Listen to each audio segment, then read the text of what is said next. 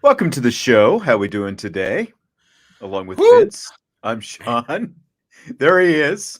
That was more frustrating than it needed to be. This is what happens when you go away for the weekend and you come back. And the crazy thing, I was sitting here thinking about it while I was waiting on you. You set it all up in your hotel room in Cincinnati, and it worked fine on Friday, right? Had no problems whatsoever. And then I go to reset it up here at the house, and of course, as somebody else said in the chat, that I waited until the last second. Yes, that's accurate. I waited the last 5 minutes before the show, but it didn't do what it was supposed to do, and it was very annoying. Yes. This is Vince D'Addario, by the way, in case you haven't met him before. This is. I'll just leave it at that. Yeah, it's me. Last second Vince is what we need to start calling you. That's all right. It's a name. It's a name that I own it. I own it because that's who I am. I know the soccer team didn't do as well as you guys wanted in Cincinnati. Was Father's Day at least a good one? I know you had to drive. You had to drive for part of it anyway. So I got a happy Father's Day from my son, because we were literally sharing a king size bed. So that was very easy for him. Right. I got text messages from two of my daughters and my wife. My one daughter completely forgot. And then my youngest son, who's 8, said happy Father's Day by the time I drove all the way home from Cincinnati. So Man. 80%. I guess that's not bad. I don't know. You were high on everybody's list, huh? Yeah, seriously. It is what it is. Yeah. Daughter and wife and I went out to breakfast yesterday, little Father's Day breakfast. We did that. Of course, my son, he and his girlfriend decided that Father's Day weekend was the time to do a little getaway trip, celebrating their 3rd year dating anniversary. So they are they're out in West Virginia someplace. Yeah. Interesting. Like camping out, like in the woods? I think they did like an Airbnb. And they just, I don't know. I still don't understand why West Virginia. I guess we'll find out tomorrow. He's supposed to be on the show tomorrow. So okay. He actually got me these headphones. I got a new pair of headphones. I'm not. Nice. My jury's out on him a little bit. I can hear you fine. Like when I talk, I'm not getting the same volume that I used to get. Yeah, so you can play with that though in the settings. You can get in there. You can kind of adjust the input output with the actual headphones. I had to mess with that for quite a while before I found something, because I blame you. I have to be able to hear myself. It's the radio thing. Like you have to be able to hear yourself. Some people don't care about that kind of a thing. I have to be able to hear myself. Let me turn this up here and see output volume a little bit better. Say something here to me real quick. Can you hear what I'm saying, Mr. Sean Stiers? See, like I hear you at about the same, but I'm still not hearing myself that great. So, I don't know. Nobody cares. Nobody cares. No, they don't at all. Hey, a couple quick baseball notes. Interesting one. Chuck Ristano, who left with Link Jarrett. He was a longtime Notre Dame baseball assistant under both Mick Aoki and Link Jarrett, pitching coach for a long time. His wife, Lizzie, was a softball assistant coach for a long time. Huh. Chuck went with Link to Florida State this past season, and he was just named the Navy head baseball coach over the weekend. I didn't know that was something that obviously most assistant coaches aspire to being a head coach. Right. But it's always interesting to see the coaches that kind of go to that, academy route, because that's just a different ball game than, going your normal route, I would say, to D1 baseball. For sure. And for sure. Recruiting is an interesting situation when you're at the Naval Academy. Obviously, everybody there is on scholarship, even the non-athletes, but it definitely narrows the pool of kids that you can recruit. So it's interesting.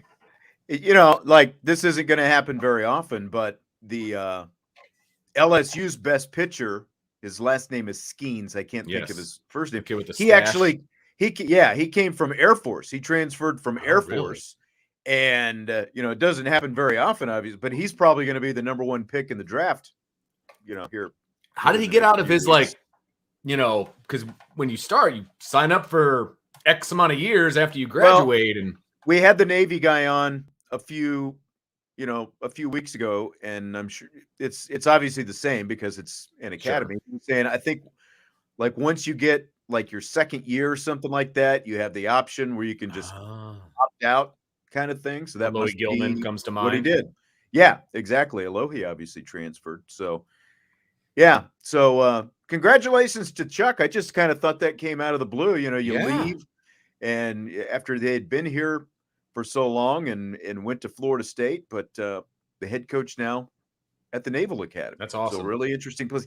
He is an East Coast guy. He's from Jersey, New York. He went to Monmouth, in New Jersey and all that. Okay. So maybe getting a little bit closer to home even was appealing. I don't know. Just very interesting going the Naval Academy route for Chuck Ristano. And then a name that we're all familiar with. This one hurts. This one popped up, and I was like, are you kidding me? Paul Mainieri, who, of course, led Notre Dame to the College World Series in 2002, had just retired 2 years ago at LSU. He has interviewed for the head coaching vacancy at Miami. So that, as a Notre Dame baseball fan, it bothers me because it would have been nice if he came back to Notre Dame. I'm just going to say it. This time last year. First thing I thought, there was a vacancy here last year. He would have been welcome with open arms. Nothing against Stifler or anything like that. But, I mean, who wouldn't have wanted him back? You know what I mean? Like that. I know. That's the first thing I thought of when I saw that, because I know people asked him about it last year, and he's like, I'm not ready to get back in. It's not really something I want to do. And then now a year later, he's interviewing for a job. It's like, no. Yep. At Miami. And he grew up in Miami. His dad, Doc Mainieri, Hall of Fame junior college coach at, I believe it was Miami-Dade Junior College down there. And Paul went to Christopher Columbus High School. His first coaching job was for Jim Hendry at St. Thomas University, and then he actually went to Air Force after that, and then Notre Dame, LSU. And so, but he grew up in Miami, so it's really his hometown, so it would be like going back home once again for Paul Mainieri if this ends up happening, and we would get to see him maybe every couple of years if he comes through Notre Dame, but it would stink to see Paul. This was like Miami was like the first college baseball team I remember just despising. I did not like Miami at all. So, and if you're Miami, how do you not go with a former national champion if he wants your job? Like, how do you go a different direction? I guess hard to turn that down. Hard to turn that down. I don't know. Yep.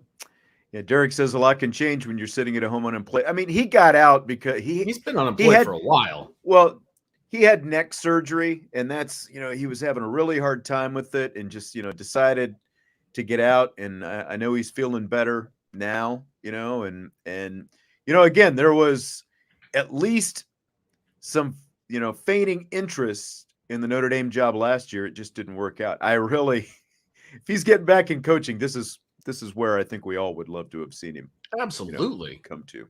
So. Absolutely. But, I ultimately, of course, you want him to be happy. I know you guys are friends and all that, and but man, it's going to be painful to see him in a Miami uniform. Hard to stomach Miami in the other dugout. That's going to be painful because they're going to be good too. If he's there, they're going to be really good. Of course they are. So, yep. I mean, he's only 65, so he's got some time left. Just not excited about Miami for him. For selfishly. Yeah. But right. But we'll see what happens there. We'll see what happens. Yeah. Well, let's talk a little Notre Dame football. Of course, the Irish got the tight end commitment over the weekend. Nate Roberts, 4-star tight end, as they continue to rack them up. As I'm sitting here looking at the chat before we start, there's all kinds of discussion going on about Powell, and I know Scott Scudder has vehemently been against Powell and all that different stuff. But this blue chip ratio is really something that has kind of caught my interest here. Like they've got two commitments now in the 2025 class. Both of them are 4-star guys. They got Davian Dixon as well, another 4-star. We're not recruiting experts. Neither one of us has ever claimed to be recruiting experts. And I don't know how familiar you are with this whole blue chip ratio. Personally, it's a term that I've really only kind of picked up on in the last year or so. But again, it's interesting. It's the percentage of 4 and 5-star recruits that a team gets in a given class. And when you break it down, and we're going to break it down and kind of compare it to where some other schools are around the country in the blue chip ratio, I just think it's really interesting. Vince, what do you think? It is very interesting, but it's a nice way to just compute the top end of things and where they land. I mean, yes, you have your recruiting rankings and all of those things, and you can take or leave those. I think the formulas are a little strange, if I'm being honest, because it doesn't take into account fit at the school that you're actually recruiting that class to. And right. I think that's got to be part of it, right? I mean, you can go out and get 3 5-star quarterbacks. It doesn't necessarily mean it's going to help your team. You know what I mean? You can get 7 middle linebackers who are all really good. That doesn't mean it's going to be a good team, right? I think fit has a lot to do with it, and I don't think that's taken into account when you look at these team rankings. And I know Brian's a big proponent of that as well. So yes, I think the stars and all of that, it's one of the things that you can look at, but at the end of the day, watching these guys on film is where you're going to either get one over or not, or however. But I think this index is interesting because, look, the 4 and 5-star guys out there are usually there's a consensus, right? I mean, usually those top guys. Now, there's going to be some differences and some things of that nature, obviously. But I think the 4 and 5 stars, those are the really good guys. And I don't think there's a whole lot of argument to that. Maybe is one guy a 5, one guy's a 4, some splitting hairs type stuff. And I understand that. But I think this is a good index. I think it's very interesting to see where Notre Dame lies and where they fall in comparison to other schools. I had not heard of this, if I'm being honest, until you brought it up in preparation for the show. But I have since dug into it, and I think the whole thing is pretty interesting. Yeah, I do too. And again, like when you start breaking it down, like the example again, it's your number of 4, the percentage of 4 and 5 stars you have in a class. So, for example, Notre Dame currently has 19 commits in the 2024 class. 13 of them are 4 stars according to 24/7. And again, like depending on which service you look at, the percentages are going to differ a little bit because, as you were just saying, some might have a given guy as a 4, some might have him as a 5. But if you just look at this as an example, 13 out of 19, that's 68%. That's a solid number that you're sitting on right now. And again, we'll look at what the other schools, like the elite schools across the country, have. 68%, even though it might not be 80% where like Alabama is, for example, it is still, when you look at the entirety of the country, 68% blue chip ratio is an elite number. No doubt about it. And the point that is made, in a lot of the stuff that I was reading today is just because you have a high percentage doesn't mean you're going to win a national championship. Right. But those that have won a national championship have a high percentage. Right. The exceptions being Clemson's 2 national championships. They won a championship with, I think it was a 61 or 62% and a 52%. But of course, what set Clemson apart in those 2 national championship seasons is they had generational quarterbacks. They had Trevor Lawrence one time. They had Deshaun Watson the other, both of them playing in the NFL right now. And that's kind of what we've talked about with Notre Dame. Like even where Notre Dame was in their college football playoff seasons, if they had a Trevor Lawrence or a Deshaun Watson at quarterback, that elevates you have an elite quarterback that pushes you up, and it probably gives you a much better, not probably, it does give you a much better, so to your point, it's not just the numbers that you have, having them at certain positions still helps you out more than others as well. No, absolutely. And that's why everybody's so excited about this class coming up, is because they have that elite quarterback. I mean, he's elite. Go ahead. I want to address this because Scott is going off on everybody right now. It's not elite if it's below 80%. Well, let me tell you what the rest of the nation is right now. Okay, so Alabama's number 1 at 90%. Ohio State is number 2 at 85%. Georgia is number 3 at 77%. So where's the elite cutoff? Texas A&M 73%, Clemson at 72%, and this is the last 4 years. It's not just 1 year. Right. It's not just last year. This is a 4-year total that I'm talking about. LSU is 71%, Texas and Oklahoma both at 70%, Notre Dame sitting at 65% for a 4-year stretch. And the caveat with Notre Dame at 65% is you go back to, Marcus Freeman only goes back 3 years.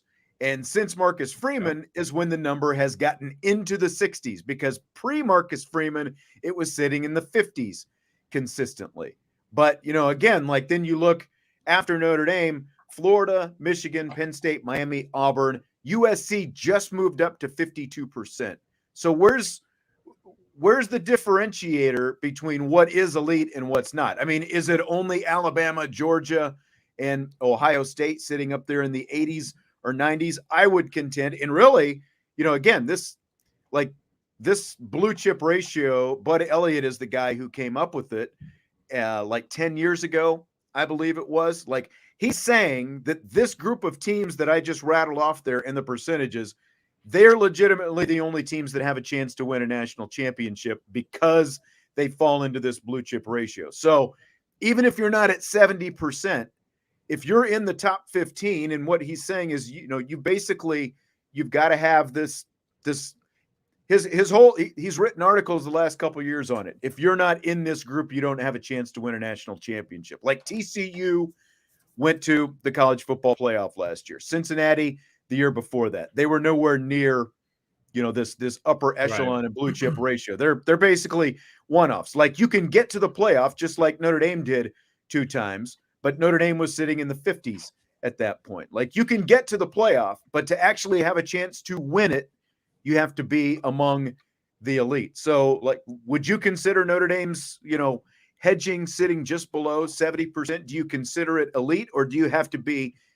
think in this upper echelon of this group that we're talking about, Vince, to be considered elite blue chip ratio? I don't. Of course, you want to get the best recruits that are out there, but you also, this is Notre Dame. This isn't Alabama. This isn't Georgia. You still have to get the best fit for your program. And we all know that Marcus Freeman has raised the bar from recruiting. Yes, the percentages don't lie. He's still swinging for the fences on these 5-star, high 4-star guys, whereas the last regime wasn't doing that. They were settling for a lot of 3 stars because they knew that they could get those guys in, and they knew that those guys would say yes, and they weren't going to get turned down by those guys. And they're swinging for a lot more fences now that Marcus Freeman is here. You're going to start landing those guys, what's the saying? You miss on 100% of the shots that you don't take, right? That was, in a nutshell, that's Brian Kelly recruiting to me. And Marcus Freeman isn't doing that. He's taking those shots. Are there going to be some disappointments in there? Yeah, there's going to be some disappointments in there. Okay, I'm okay with that, because there's also going to be hits in there as well. And there's still a lot of big fish out there in the 24 class that is going to up that percentage really fast. The 24 and the 25 is just getting started. And again, they've started off with a pair of 4 stars. And, again, which would be 100% hit rate, by the way. Exactly. The last 3 classes Notre Dame has is right around 70%. But this 24/7 that covers the last 4 years, it goes back to when Brian Kelly was here. So the number is down a little bit. So if you continue at the rate that you're sitting at right now, they're probably going to be pushing 75% a year from now, assuming the 25 class continue. It basically assuming everything that Marcus Freeman has done continues at the rate that it's going. Now, you're going to get some 3-stars here and there, because there are going to be some, guys you identify. You're still going to have some threes. Even Alabama and Georgia have threes. They're not taking 4s and 5s across the board. You're still going to have some threes in there. That's why it's a percentage. That's why you still see 90% for Alabama. That's now 10% is a low number of threes to have on your roster, obviously. Sure. But again, like, the direction Notre Dame is going in over the last 3 years, the previous 3 years, Notre Dame had a 52% blue chip ratio before these last 3 years. So the last 3, they're sitting at around 70, 71%. The 3 prior to that, they were at 52%. So you can't tell me they're not going in the right direction right now. Absolutely, they're going in the right direction. And on top of that, they're getting, I'm sorry, and I don't care what anybody else says, CJ Carr is a blue chip quarterback. He's a blue chip quarterback. He's a top level quarterback. They got that guy. And guess what? He elevates everything and makes everything better, especially offensively. This offensive class that Notre Dame is bringing in is elite. This is an elite offensive class that Notre Dame is bringing in the 24 class. That's not a fluke. It's because they got CJ Carr, and guys want to go where good quarterbacks go. So you can say whatever you want about this year's defensive class. I know that's apparently Scott's bugaboo, and he also says Harry Hiestan's a terrible recruiter, which is hilarious to me, because you could basically put together a Pro Bowl roster of offensive linemen that Harry Hiestand has put in the NFL. But, he's a lazy recruiter, even though he recruited all of those guys. So, but whatever. It's all good. Well, there's a difference between not liking recruiting and being a lazy recruiter. And Harry Hiestand didn't like recruiting. That didn't mean that he wasn't a good recruiter still. He still went out and got the job done. He narrowed down the guys that he wanted. He went and got those guys, and they came to Notre Dame. Harry Hiestand didn't get turned down very often. I just so everybody's aware of that. Now, he didn't hand out 37 scholarships to offensive linemen because he knew the 4, 5, 6, 7 guys that he wanted, and he went out and got them. So whatever. It's whatever. Sometimes you can't change the mind of somebody who already has their mind made up, and that's fine. But no, I think that that everything is heading in absolutely the right direction for Marcus Freeman, both on both sides of the ball, by the way. Yes, the defensive class right now is below what it was last year. Okay, I get that. They're also stacked at a lot of positions where there's not a whole lot of room for movement right now. And there's going to be some ebbs and flows in recruiting. You can continue to bring in a bunch of 4- and 5-star guys on defense. They're going to leave because they're not all going to play. So there's that to be thought of as well. So again, it's how does the class fit with the classes that are already here on campus? That's something that has to be taken into account. And you have to keep stacking classes on top of each other. And that's exactly what Marcus Freeman and his guys have been doing. Like there's an article that Brian has up about Chancey Stuckey in the wide receivers room. And just look in the short amount of time that Chancey Stuckey has been here at what they've done with that room. Look in the short amount of time that D'Lo McCullough has been here, what they've done with that room. Now, are there still some question spots on the roster? Sure. They have to be addressed. What really, I think what a lot of us are waiting to see with Marcus Freeman, because of what he said about recruiting the minute he walked in the door, that if you're going to be on the staff, you have to prioritize recruiting and you've got to be all in on recruiting. What's really going to be interesting is Marcus Freeman potentially going to have to make some decisions on some guys, less than a year from now, based on what's going on at recruiting in some different areas. Yeah. Yep. I agree. I definitely agree with that. In terms of the blue chip, what do you think this ultimately means for Notre Dame? Kind of where they're sitting right now. I think, like I said, I think the arrow is pointed in the right direction. I think the numbers speak to that for sure. I think that Marcus Freeman knows how to recruit defense. I think there are arguably, and you could make the argument there's a couple of coaches on the defensive side that need to up their game. I'm not going to argue with that. I don't disagree with it. I think that the proof's in the pudding, and they need to land a couple of guys. There's just no doubt about it, right? And then you're going to have an elite defensive recruiting staff.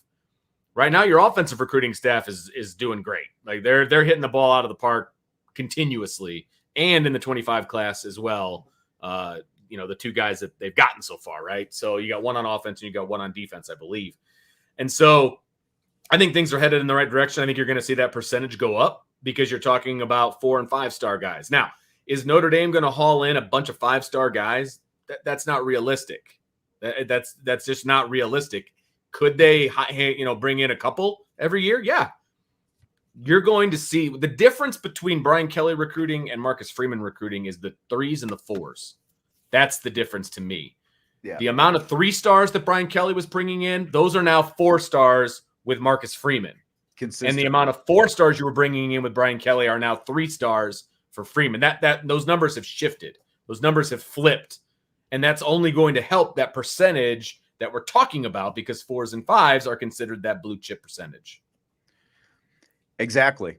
Yeah. I mean, that's a really great point. And again, you keep stacking the classes on top of each other. Pretty soon you're going to have a team that, essentially, like, you can talk about coaching all you want and development, and they're needed, obviously, in college football or any college sport, but you have to start with that higher level. And that's what's ultimately going to make you a team that can legitimately not just get into the playoff, because as we all know, starting next year, it's going to be easier to get into the playoff.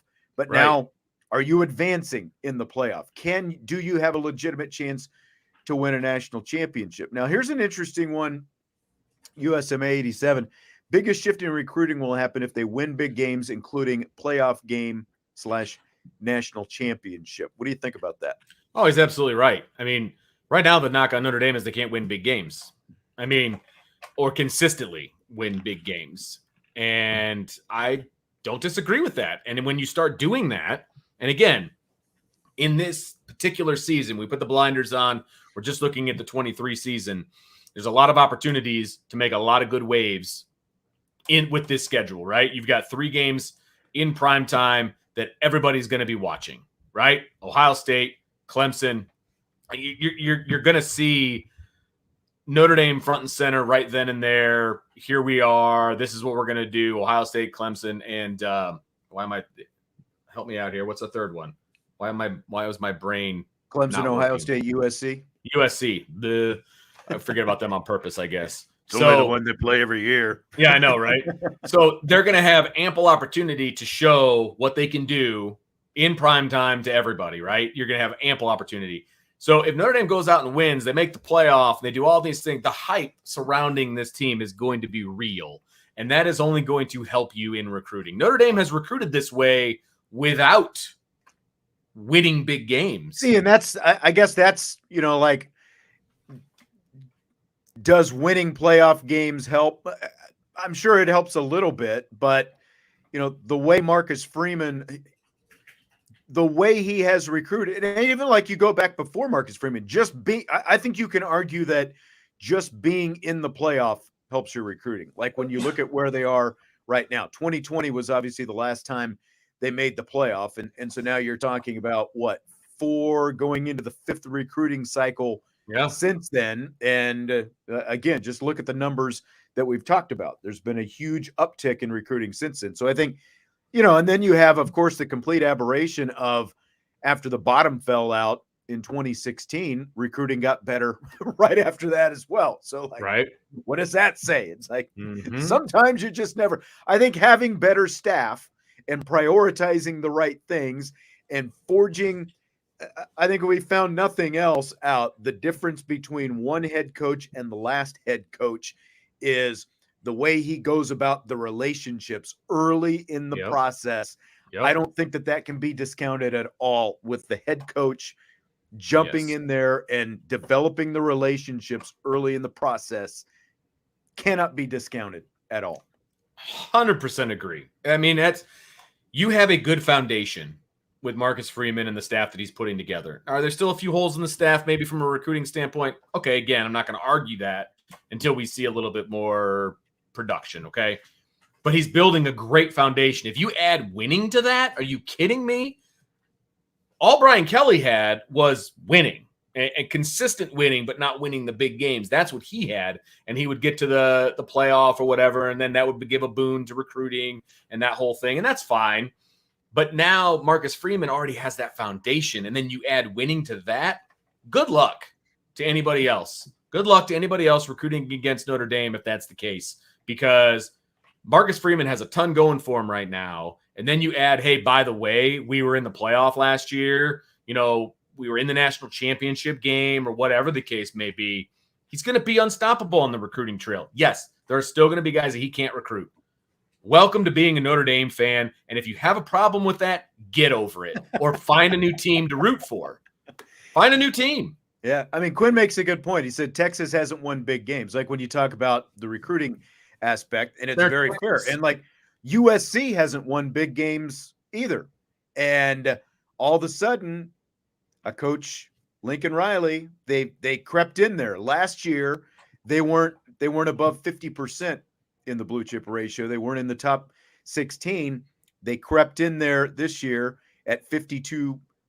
So they're starting to rise. And oh, by the way, Oklahoma, Lincoln Riley's old team, is still very high in this. You know, what's this? You know, we know what Brent Venables has done in the short term, kind of the way he's done his recruiting. But, you know, again, like to Quinn's point, Texas hasn't won big games. And I agree. It's, you know, NIL obviously plays a factor in a lot of this stuff now. But again, the coaching staffs and who's doing the recruiting plays a big factor as well. And Texas is also. Well, Texas is in really Texas. Good. I mean, it's Texas. That's what I was getting ready to say. And their brand speaks for itself, just like Notre Dame's brand speaks for itself.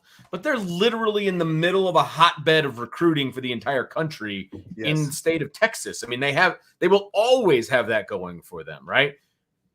But they've always recruited well. When was the last time they were good? I mean, again, this part of the argument is just because you recruit well doesn't mean you're a good football team.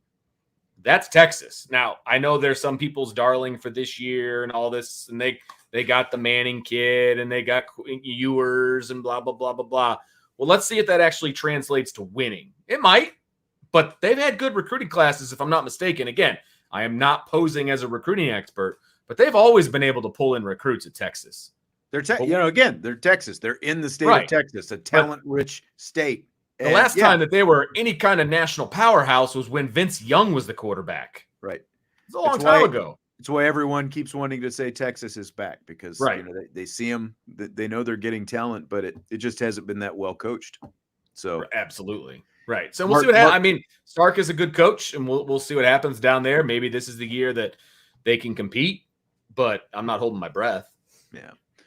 Mark says Clemson won titles without the best classes prior to those seasons. It can be done, but it requires better quarterback play than Notre Dame. Yeah, and that's our point. You know, they had Trevor Lawrence and Deshaun Watson. Notre Dame had Ian Book in that stretch. They had Deshaun Kaiser, both good college quarterbacks, but look at the difference. You know, absolutely. Ian Book is what, number 3 at best in Philadelphia right now. Deshaun Kaiser out of the NFL. And in the meantime, Trevor Lawrence and Deshaun Watson are, you know, Trevor Lawrence has got that bullet behind his name after getting the Jaguars to the playoffs last year. And, you know, the whole Deshaun Watson situation, but he's going to be the starter from day one in Cleveland this year. So thanks for the super chat. Connor says, happy end of the school year, Vince, and all the education folks. Even though I was at summer school today, Connor, I appreciate the super chat and I appreciate the happy tidings because it feels so good to go to school with shorts on. A lot different, huh? Now, are you allowed to wear shorts at all during the regular school year? No, got to go Mr. Business Casual every day for me. Now, luckily, this isn't 20 years ago where I would have had to wear a shirt and tie every day. Don't have to go that route. But it's not gym class attire like I used to wear. So, yeah.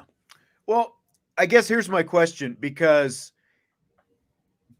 just what you said, I think it was a good way to put it. Like Marcus Freeman has flipped the percentage of 3s versus 4s, like when you look at where Brian Kelly was. But 5 stars are still harder to come by. Sure. And what that looks like today, I think even looks different than it looked like 3 or 4 years ago because of NIL and all the stuff that we saw, in this last recruiting cycle, especially. But My question is, do you think the Irish, again, they'll get to the college football playoff? I'm very confident in that. After next year? Yeah, for sure. Yeah. Are they? Yeah.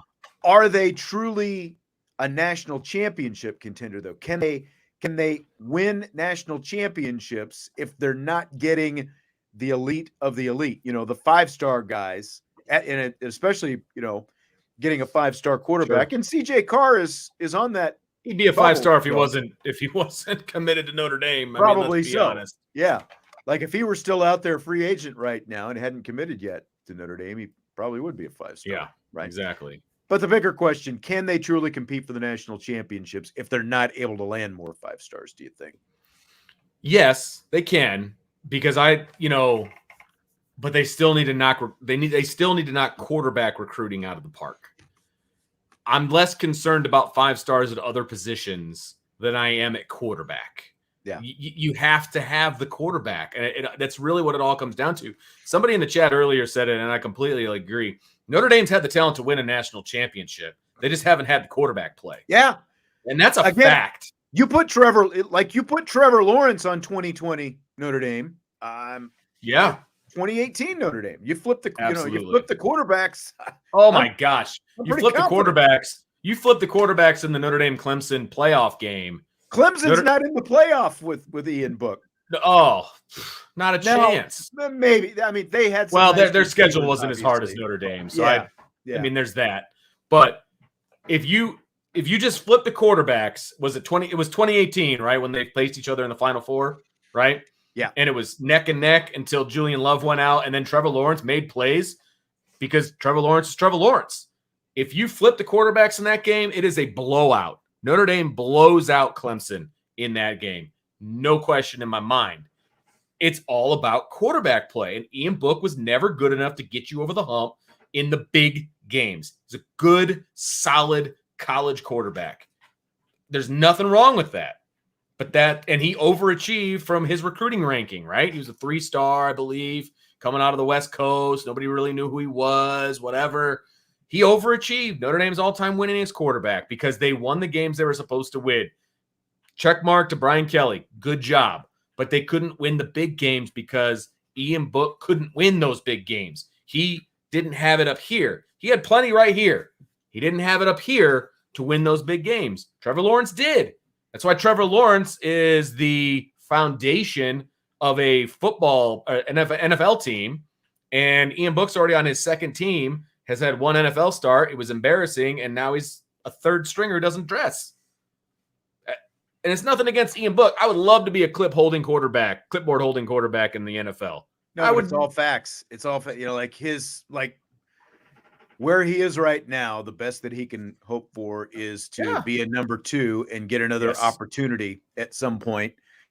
To prove that he can actually go out there and not be a guy who's a liability, and not lose a game for you and be a fill-in while your number 1 guy is out. I mean, it's honestly the best that he can hope for. Right now. That's just who he is. I mean, we're not knocking the kid and who he is. We're just saying what he is as a football player. It's just who he is. Everyone has a ceiling, and everyone's ceiling is different. That's just not everyone's a Hall of Famer. Not everyone's a starter. Right. Some guys are lucky to get, to the NFL. Some guys are lucky just to be on a Division I roster. Some guys are lucky to be on a, like a smaller school, NAIA, Division III, Division II, whatever it happens to be roster. Again, it's different for everybody. Not knocking it, but recruiting is what? Evaluation. All we're doing is giving our evaluation of what we see the guy as. And the bottom line is, and maybe this is a prop up to Brian Kelly, maybe it's not, I don't know. Notre Dame has had the talent to win a national championship on multiple occasions over the last 5 years, let's say. Maybe even more than that. 6-7 years. They haven't had the quarterback to get them there. They just haven't. Now, I believe you've got Sam Hartman at quarterback this year. He's a quarterback that can win you a national championship. He is. Will he? I don't know. But he's got the ability to do so with more talent around him. Absolutely. Kenny Minchie could be that kid. CJ Carr could be that kid. Now they're starting to stack quarterbacks on top of quarterbacks that can win you a national championship. We haven't been able to say that in a really long time at Notre Dame, Sean. And it feels good. Now, you surround them with a bunch of 4-stars, you can win. Ryan says, tell me I'm about to stuff you in a locker. Boom! Ouch. Brutal. I just want to, let's everyone exhale. Namaste. Scott, just don't type anything for like 30 seconds. Okay. You've been pretty active tonight. And I appreciate your activity. You've been rampant. I just pay attention here for a second though. I feel like you're at a point where you've this question, you've kind of redeemed yourself a little bit. So like, if you leave it at this, right? If you leave it at this, we can all walk out of here going, okay, Scott turned it around. Do you agree, Vince? This is a great question. I think so. Yeah, this is a great question. It's a good question. So again, I hope you're not typing anything right now because I'm not looking. It doesn't look like anything that new has come up in the chat. He was responding to something somebody else said. Okay, just take a breath, Scott. Let's talk about this. Let's talk it out. Is it easier to find a generational quarterback or recruit a top 5 class? See, this is a great question because I believe this is kind of like a chicken and the egg for me. Mm-hmm. I guess, I don't know. I feel like if you have a generational quarterback, you're going to have a top 5 class. So like what comes first, the top 5 class of the generational quarterback? Generational quarterback is going to come first because they're usually going to commit 2 years before signing day. And then they build the class around them. So what's harder to do? It's harder to build a top 5 class because that involves the entire class than finding a generational quarterback. Now, how many what's your definition of a generational quarterback? That's the other thing, right? So those don't come along very often. They're called generational for a reason. Has there been a generational quarterback since Trevor Lawrence? Has anybody had the kind of pub that Trevor Lawrence has had while he was in college and then coming out of college since Trevor Lawrence? Yeah, I mean, you got to remember, he would have been drafted number 1 after his freshman year if he could have declared for the draft that year. Absolutely. Yeah, I would say no. Closest don't come around that often. Closest thing might be Caleb Williams, but again, his development is not at the same pace. Yeah, he's got way more flaws than Trevor Lawrence had. Yeah. Right. I'm just searching my brain for. Yeah, I mean, it doesn't exist like post Trevor Lawrence, but that's also only been a couple of years, right? Yeah. So, which is true, but then before him, who was before him? Andrew Luck, maybe. But Andrew Luck was not the phenom that Trevor Lawrence was coming out of high school. He kind of became that, I guess, in college. And it was, remember, the Indianapolis was suck for Luck and all that stuff. So he would be the next, no-brainer quarterback draftee, I guess. But again, they don't come around that often, is the point that I'm trying to make. They don't come around that often. No, that's absolutely right. And I mean, just look at Notre Dame's history and, really do we consider Jimmy Clausen a generational quarterback? He was coming out of high school, right? But he got his butt handed to him at Notre Dame and never really figured it out. Still had a good career. Yeah. But because he ultimately didn't pan out in the NFL, do we consider him we're still talking just college, right? I mean, I guess my point is, between Joe Montana and where we are right now, Jimmy Clausen's probably the closest thing to generational type quarter. Like Notre Dame is still trying to find that guy. So I think that answers your question. Sure. Neither one is particularly easy, but like you said, the top 5 class is probably harder because I think that there is some luck that goes into the generational quarterback part of it. Absolutely. Yeah, no, that's a fact. It could very easily be someone who's already committed or signed right now but you're not going to know until he gets here and see what he can do. Sure. Absolutely. Yep. Agreed. Well, on the subject of quarterbacks, do you want to hit some rapid fire? Is it time for rapid? We've been talking for 45 minutes about this, and I think we could keep going if we had to, without much of a problem. Because this is a very interesting topic, Sean, and you get people like Scott that are very anti what Notre Dame is doing recruiting, even though the numbers are there and says otherwise. They pinpoint on one specific area or one specific recruit, and then nothing else matters. You right. know what I mean? Like the offensive class that they're bringing in 24 could average 45 points a game, but it doesn't matter because they brought in a backup safety. Like it's the whole class, man. It's not just one kid you got to focus on. Scott, you finished strong. Finish strong, and I will give him credit. He's going to get a clap from me. Yep. Well done. Well done. At the end. Fill in the blank. CJ Carr's Elite 11 weekend makes you feel blank. Makes me feel I don't put a whole lot of stock in the Elite 11. I just don't. Hold it. What? You're the guy who was asking me last week if CJ Carr wins the Elite 11. Uh-oh. Remember? You remember that what whole did I say? conversation? I don't remember. I wish that I had it sitting here right now. You were the guy because we were talking about is he going to be the starter next year? Do you start? If he wins it, then he's got a chance to be whatever. Is that what I said? If he wins it, basically how confident in him being the starting, that he could be the starting quarterback next season. But you don't put any stock in the Elite 11. Well, here's the thing. I should have never said that, first of all. But if I did, I'll own it. I don't remember saying it, but I believe you. I don't remember what I had for breakfast, so there's that.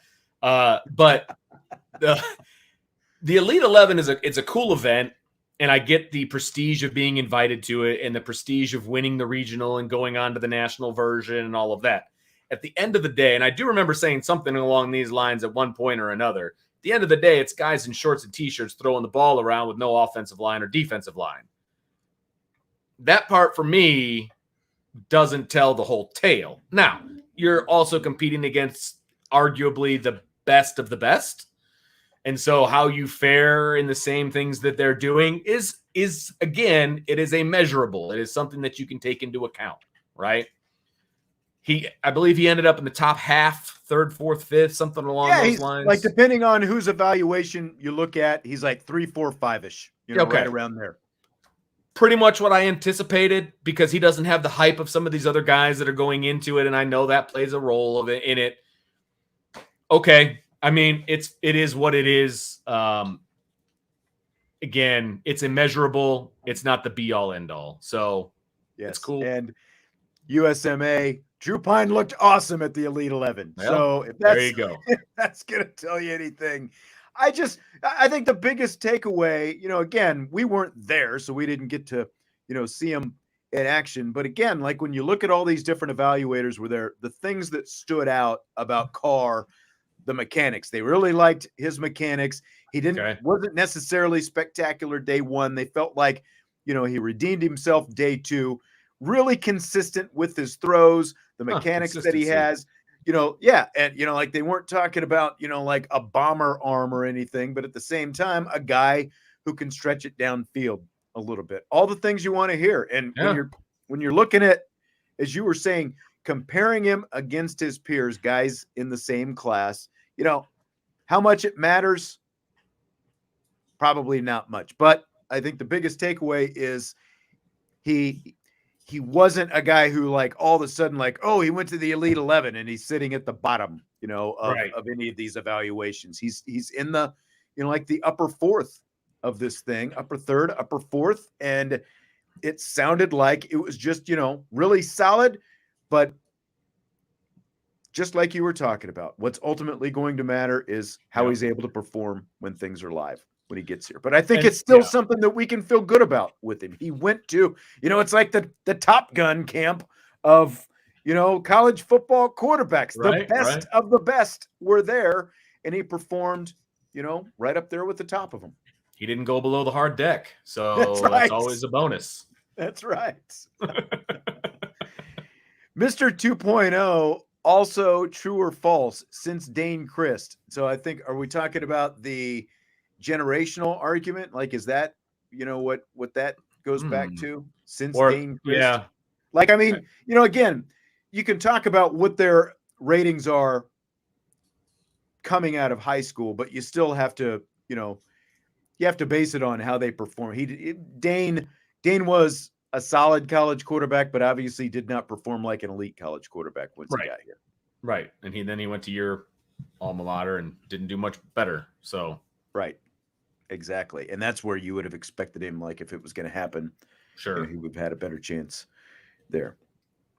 Fill in the blank. It's blank that Marcus Freeman says Irish running back Jadarian Price is back to 100%. It is awesome. I took a sigh of relief when I read that, because that's one of the biggest question marks going into this year with Logan Diggs deciding that it was finally time for him to go back home, which is fine. I respect that. What was the depth chart going to look like? And Notre Dame at first wasn't 100% sure. That's why they went out and got the kid from Penn State to bolster up the depth chart. If he is healthy, based on what we know about a year ago and what he was doing, I mean, he was slated to be the starter over Estime and Diggs, right? I mean, that was the projection. That's what was happening. Right. And so if he can come back to that, if that's what Marcus Freeman means by 100%, that he's back to the way he was, that running back room just got a heck of a lot better. A heck of a lot better. It's pretty exciting is what it is. Yeah, it's like because of what you just said. Like he was like, I still think Audric Estime would have been part of it just because of, the power and just the specific skill set that he has. I mean, Logan Diggs likely would have been as well, but I think the question would have been like how those reps were split, probably even more than Estime's last year. And now you've got, the question is still going to be, like, you can say he's 100%. Does he have that true breakaway type speed still coming back from the Achilles? That's, again, something that we won't see until we get to see him put the foot on the pedal. But we did get to start, see him start running a little bit at the end of spring practice, and you didn't see any kind of limp out there at all. Again, was it 100%? No, but we saw him kind of, running the end zone and stuff like that. So I'm really excited to see this, because this is a guy who can be a total game changer type guy in that backfield. And again, when you combine him with everything else that they're going to have offensively, I just think it's really exciting to think about what this offense can be this year. No doubt. When I read that, I was like, oh, I don't know who heard him say that, but that's exciting. I was very excited about that. Yep. So Nicole Auerbach wrote a piece in The Athletic that says the college football playoff needs to reward the teams that play tougher non-conference schedules. I think most people, probably pretty, much agree with that. But she goes on to say the leagues that play 9-game conference schedules should be rewarded over the conferences that opt to stay at 8 games. This is an obvious, directed at the SEC, of course it is. Staying with 8 games. Here are 2 conference schedules of 2 what I would call elite teams. One plays an 8-game schedule, one plays a 9-game schedule. Here's Alabama's 8-game SEC slate for 2024. At home, Georgia, Auburn, Missouri, South Carolina. On the road, LSU, Oklahoma, Tennessee, Vanderbilt. That's an 8-team schedule right there, 8-game schedule. Here's Ohio State's 9-game schedule for the same season, 2024. At home, Illinois, Iowa, Northwestern, Michigan, Rutgers. On the road, Michigan State, Minnesota, Penn State, UCLA. So, Vince, whose schedule would you rather have, the 8-game Alabama or the 9-game Ohio State conference slate? Well, that's a no-brainer. I would take the Big Ten schedule over the SEC schedule all day long and twice on Sunday. I mean, there's no way I would take the SEC schedule over a Big Ten. I mean, regardless of whether it's 8 or 9, there's just no way. And so that part of the argument that she makes, I do not agree with, because not all conferences are created equal. So I don't agree with the 8 versus the 9 game schedule and all that stuff. And, people should be punished or rewarded or whatever. I don't agree with that because I just don't. Okay. Playing Rutgers or whatever, that doesn't increase your strength of schedule. Now, the other part of what she says, I think actually holds a lot of weight. The non-conference schedule should somehow be rated and help you if you're willing to play better out of conference schedule. The SEC generally plays terrible out of conference games. 2 of them are usually 1AA, if I'm not mistaken. They're terrible. Right. And that's what, basically half the SEC in early November has their bye weeks by playing, FCS opponents, whoever they happen to be. Take your pick of, whatever, chucker that they're going to roll into town that week. And I think that's what most people have the issue with. It's hard, sitting, and again, like Notre Dame is not in a conference. They've always put together their own schedule. It's hard to sit here and take shots at it now, though, because they're putting Tennessee State on the schedule this year. That's true. It weakens the argument. And I'm not even approaching it from a Notre Dame standpoint because Notre Dame's not in a conference. And, if you but you can see why SEC coaches voted the way they did to keep it at 8 teams for next year. When you look at that, and like Jesse and I were like, we went through Jesse, like the Texas and Oklahoma, one of them's going to play Alabama in year 1. The other's going to play Georgia in year 1. Then they'll probably, like flip flop the next year. They'll play a home and home, and then they'll, get the other one. It really is, especially when you're adding Texas and Oklahoma to this thing. It ups the degree of difficulty, because again, we were just talking about blue chip ratio to start things off.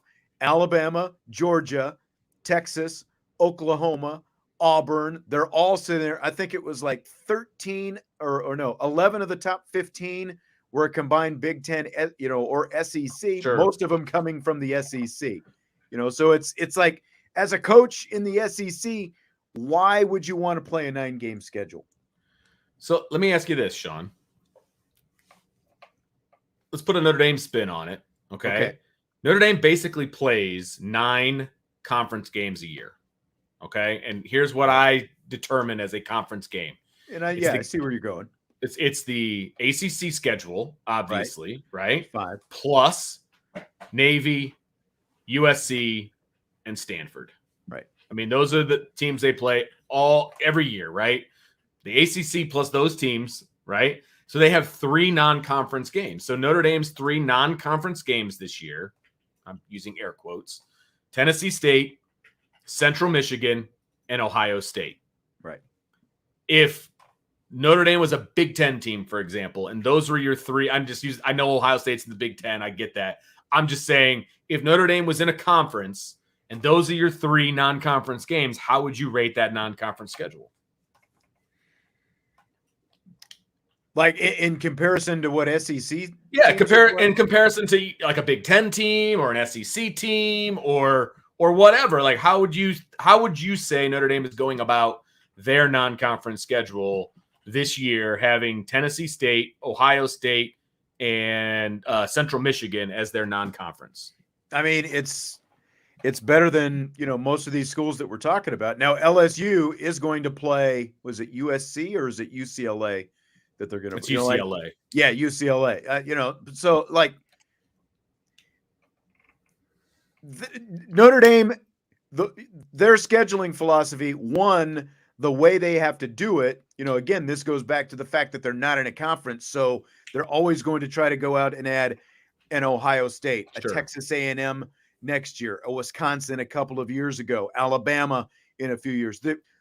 That's part of their scheduling philosophy to make up for the fact that they're not playing in a conference championship game. They have to at least schedule up, in one of those games. And then you take your Central Michigan and whoever, UNLV last year, Tennessee State this year. So, that's the reason for it, by and large. With the exception of some of these schools that Notre Dame is playing, most of them, Notre Dame definitely takes a higher degree of difficulty by going out and scheduling those kind of premier opponents, in addition to a couple of cream puffs to come along with them. I would have had a much stronger argument had Tennessee State not ended up on the schedule. Obviously, that game is that one's hard to defend for obvious reasons.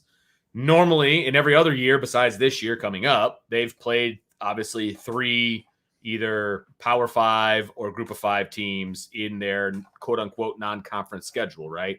Right. And just to clarify again, John is saying Notre Dame isn't in a conference, and Vince said that. He's saying that what Notre Dame plays essentially its equivalent of a conference schedule, because they play the ACC schools every year, they play USC every year, they play Navy every year, they play Stanford every year. Right. So that's their base schedule. It's not a conference. Yeah, it's like it's kind of their equivalent of a conference schedule, because they know going into every season that they're going to play those games. Correct. When Jack Swarbrick, or soon to be Pete Bavacqua, goes out to make the schedule for Notre Dame, he's only having to schedule 3 games a year, right? Because 9 games are already set in stone. You've got the ACC schedule plus the 3 teams that you mentioned, USC, Stanford, and Navy.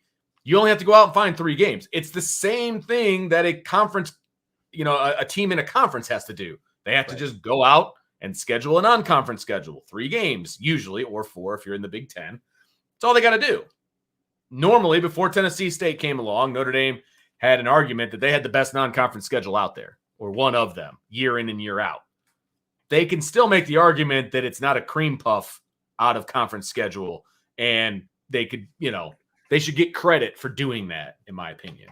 Right. Chi-Town was talking about Ole Miss's schedule that says they play Alabama, LSU, Georgia, Arkansas, and Texas A&M this season. I mean, that's tough. Maybe they should move to the Big 12. Big 12's looking for new teams. Seriously. But that's their conference schedule, right? Yeah. So, I mean, you're in the SEC, man. Sorry. Yeah, exactly. Not much you can do about that. Right. Fill in the blank. It's blank that former Cardinals infielder and 2011 World Series hero David Freese declined an invitation to join the St. Louis Cardinals Hall of Fame after fans voted him in. There has to be a reason why, and I don't know what it is. He wrote this long letter, and it really doesn't say why. Yeah. Man, he must have had a bad divorce coming out of the organization or something. It's just, why would you the gist seems to be like he doesn't feel like he deserves to be there for some reason. Really? Which I don't get. Like, you helped the team win a World Series. The team was down to its final strike, and if not for you, the Texas Rangers would have won the World Series instead of the St. Louis Cardinals.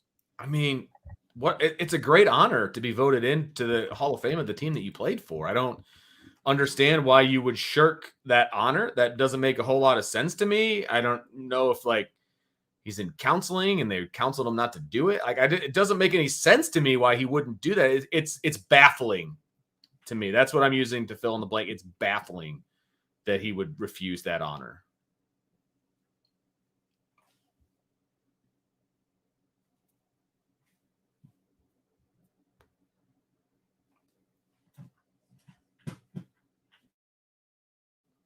Can you hear me?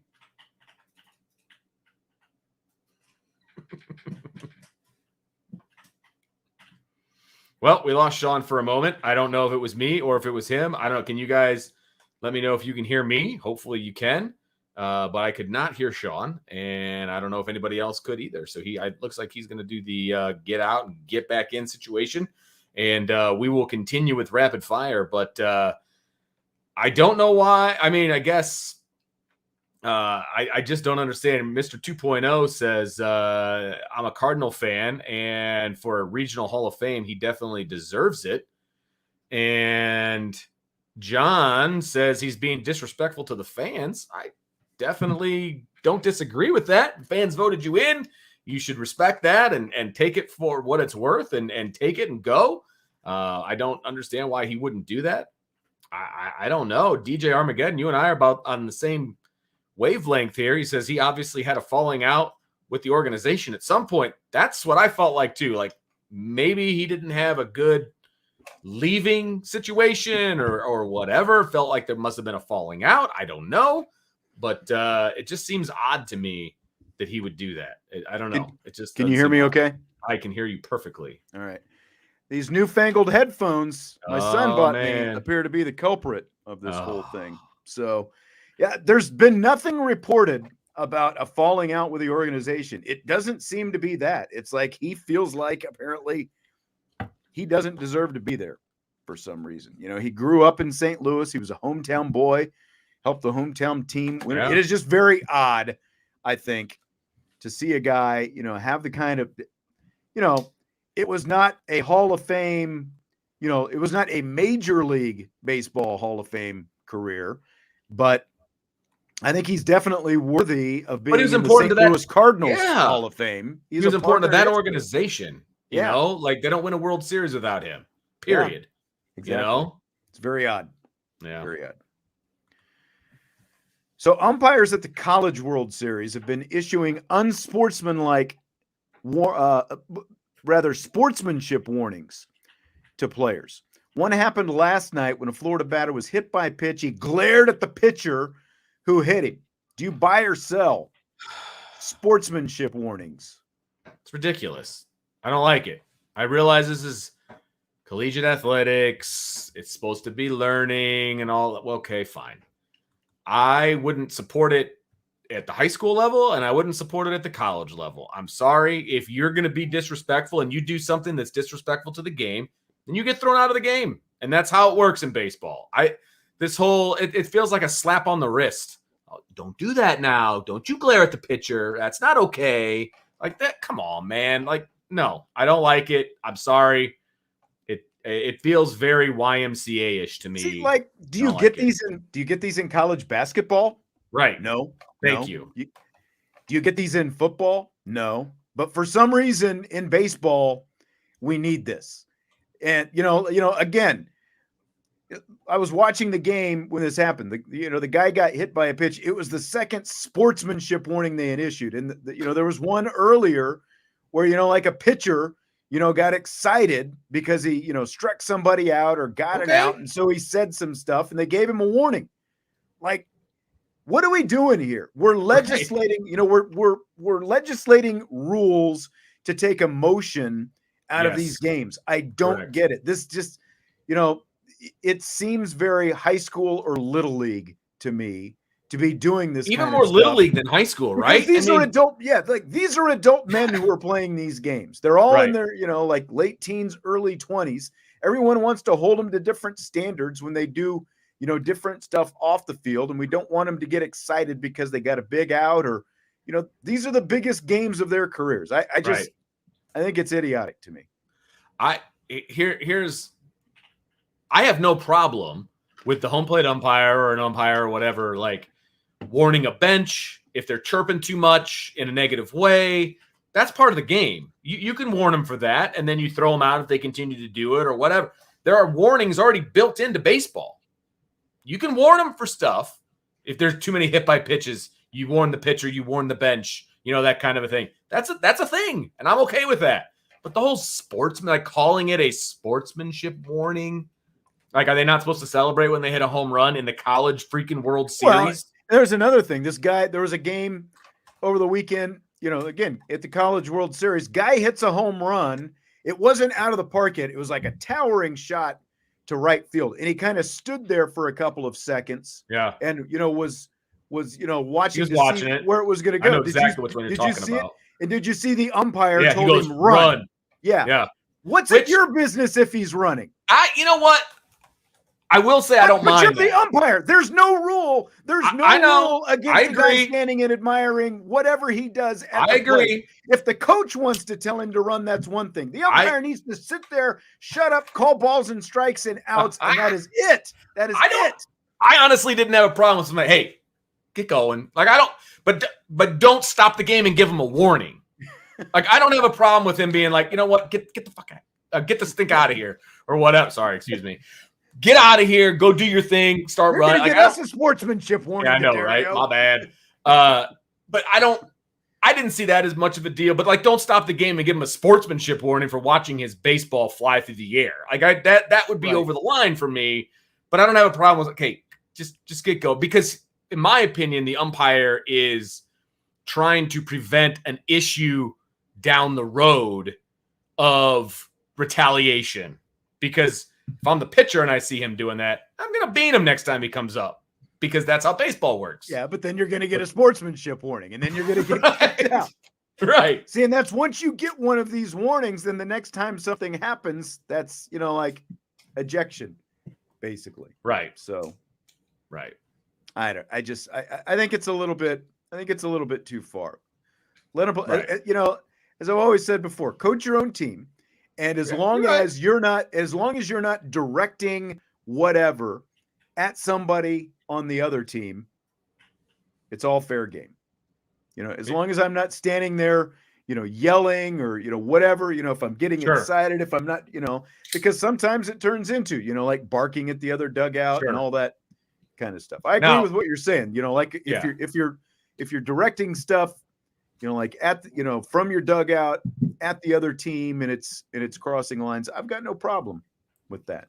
And honestly, if I was the catcher in that particular instance where the kid was admiring his home run, I'd have told him to run. Like, get moving. That's what I would have done personally. But like, get moving. If you don't want to wear the next one, be on your way, young man. Right. But if I'm on the other, if I'm the catcher on the other team, that's one thing. But if I'm the umpire, I know. What is it my business? What is it your business if the guy is standing and admiring his shot? If you're trying to be a mediator, he's trying to prevent further issues. Trying to be crotchety old man is what he's trying to be. Got enough of them on this show. Like, Wow. Yeah. I'm not talking about listeners. Yeah, I know you're not. I know you're not. just so the listeners know. Oh yeah, Chi-Town said must have played at a different area because in the Little League, if someone drilled your guy, then he was going to get hit on the next at bat. Yeah, it's like that is way legislated out now. Like when you're talking about youth and high school sports, man, you start beaning guys, you're going to get run really quick. I never instructed a player to hit another guy. I never had to. Yeah. Not me either. Yeah. Just to clarify. Yeah, no, I mean, if it was going to happen, it happened. And I didn't have to say do or do not. You know what I mean? So, right. Yeah. Right. Yeah. And we had, guys that we felt on our team were being thrown at, a couple times. Oh, sure. And we still didn't, retaliate. Right. In that way. Unfortunately, they don't let you hit the opposing manager, which there were times where and that's what it comes down to. Yeah. The guy who took over for you wouldn't mind doing that a couple times. Just saying. Let's go ahead and wrap things up tonight. Vince, enjoyed it as always. We got a little spirited. We had a little Scott energy there at the end. So that's always good. Yeah. Hit the like button on your way out. Subscribe, rate, review. We will be back tomorrow with another edition of IB Nation Sports. I think I got my blood flowing here at the end. IB Nation Sports Talk. We'll talk to you tomorrow.